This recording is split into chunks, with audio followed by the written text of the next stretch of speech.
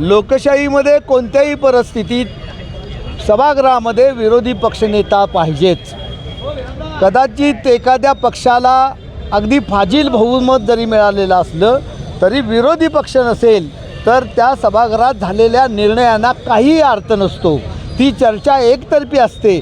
म्हणून जेव्हा इंग्लंडला जी लोकशाहीची जननी आपण म्हणतो तेव्हापासून आजपर्यंत तिथं त्या सभागृहामध्ये विरोधी पक्ष नाही असं कधी घडत नाही। आत्ता सध्या भारतामध्ये एकपक्षीय राज्य या देशात आणून हुकुमशाही आणायची आहे, हिटलरशाही आणायची आहे आणि हिटलरशाही ज्यांना मान्य आहे त्यांच्याकडे आज सत्ता आहे। त्यामुळं कोणत्याही परिस्थितीत सभागृहात विरोधी पक्ष आपण नेमायचा नाही असा त्यांनी निर्णय केलेला आहे। भ्रष्ट मार्गानं आलेलं हे सरकार आहे। निवडणुकीच्या मार्गाने जरी आला असेल तर त्यांचे भ्रष्टाचाराचे अनेक प्रकार आणि अनेक प्रकरणं आज बाहेर आलेली आहेत।